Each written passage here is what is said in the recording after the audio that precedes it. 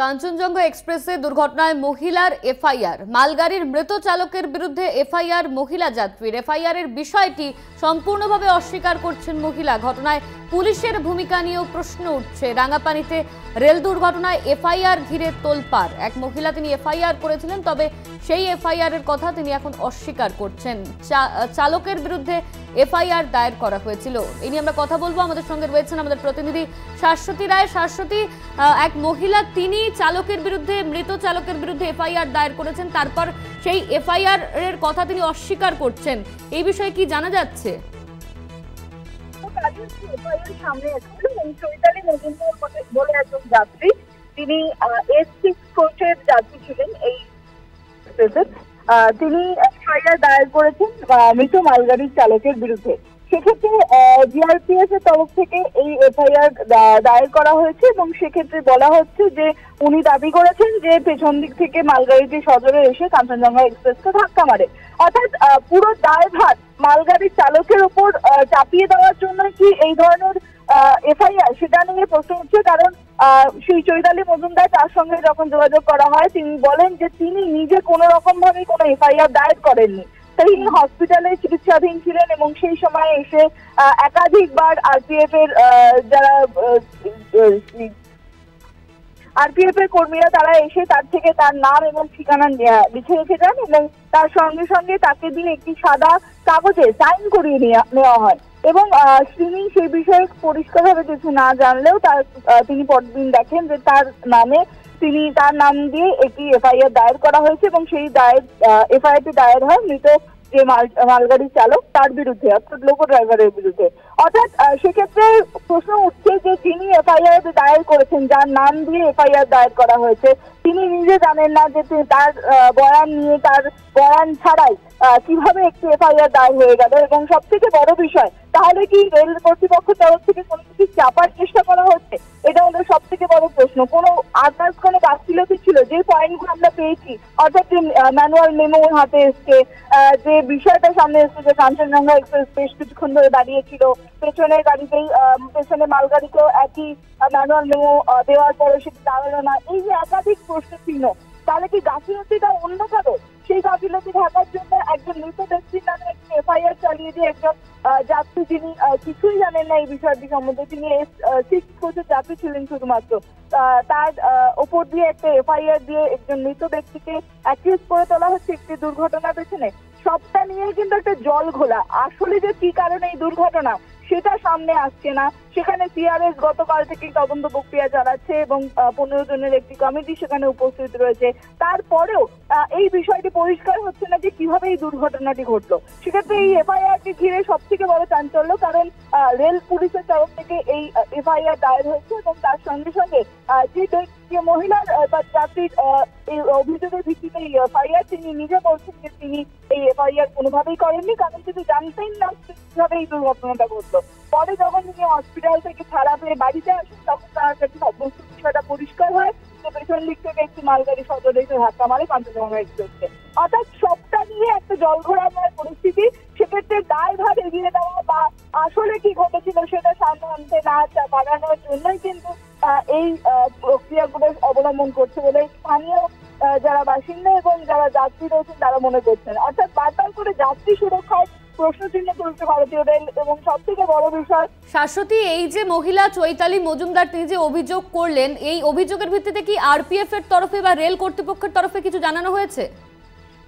দেখো, গতকাল এই এফআইআর কপি সামনে আসে এবং সেক্ষেত্রে এইটি পূর্ণাঙ্গ একটি তদন্ত, যেটি সুমোটো কেস, সেটি ইতিমধ্যেই দায়ের করা হয়। কারণ এই ধরনের দুর্ঘটনার ক্ষেত্রে একটি কেস আগে থেকে, যখন দুর্ঘটনাটি ঘটে তারপরে একটি সুমোটো কেস লঘু হয়। সেক্ষেত্রে তারপরেও এই ধরনের এফআইআর, অর্থাৎ একজন স্পেসিফিক ব্যক্তির নামে একটি এফআইআর দায়ের হচ্ছে এবং কোনো একজন যাত্রী সেটি দায়ের করছেন, সেক্ষেত্রে সেই ব্যক্তির উপর বর্তায় সমস্ত ঘটনার দায়ভার।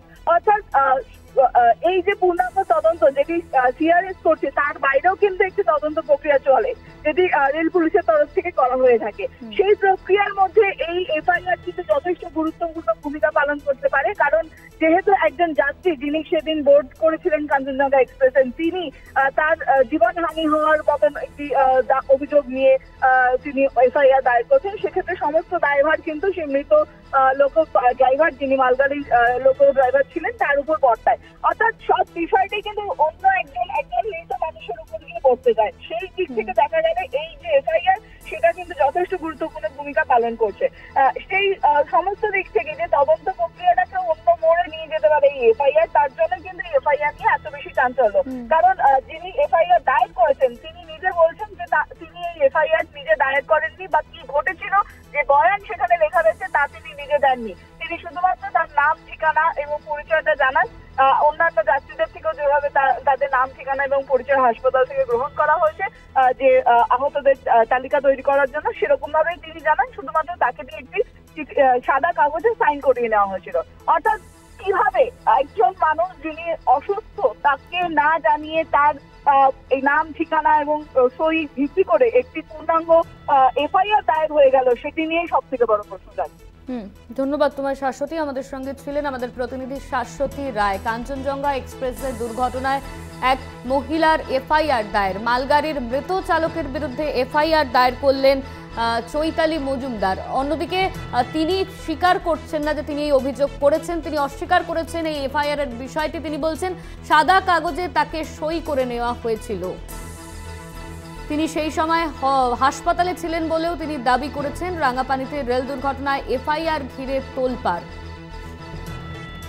ইতিমধ্যে এই বিষয়টি অস্বীকার করেছেন মহিলা। ঘটনায় পুলিশের ভূমিকা নিয়েও প্রশ্ন তোলা হচ্ছে। এক মহিলার অভিযোগের ভিত্তিতে এফআইআর, তবে সেই এফআইআর এর বিষয়টি সম্পূর্ণভাবে অস্বীকার করেছেন যাত্রী চৈতালি মজুমদার। তিনি বলছেন তিনি এই এফআইআর করেননি, তাকে একটি সাদা কাগজে সই করে নেওয়া হয়েছিল হাসপাতালে থাকাকালীন, এমনই মন্তব্য করেছেন তিনি।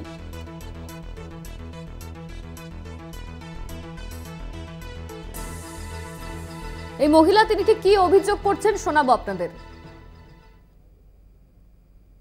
আমি কালকে তো ট্রেন ওই অবস্থার মধ্যে আমি বাড়িতে ফোন করি, বাড়ি থেকে আমাকে নিয়ে যায়, তারপরে আমি হসপিটালে ভর্তি হই। সেখানে গিয়ে নর্মালি কিছু আরপিএফ আসে আমার কাছে, তারা কথা বলে যে আমার নাম, ঠিকানা, তারপরে অ্যাড্রেস, সবকিছু ডিটেলস নিয়ে যাওয়ার পর তারপরে আরো কয়েকজন আসে রাত্রিবেলা 8:30টার সময়। তো তখন এসে তারা আমার থেকে আমার কি পরিস্থিতির মধ্যে ছিলাম সবটা ওনারা জানে, শুনতে চায় আর কি। আমি সেটা বলি, সেটা ওনারা ভিডিও করে। ভিডিও করার পর দেন আমাকে একটা সাদা পেজের মধ্যে ওখানে আমার নাম, ঠিকানা শুধু লেখা ছিল। আমাকে নিচে বলেছিল সিগনেচার করে আজকের ডেটটাকে দিয়ে দিতে। আমি শুধু সিগনেচার করে আজকের ডেটটাকে ওখানে দিয়ে দিয়েছিলাম, কালকের ডেটটাকে।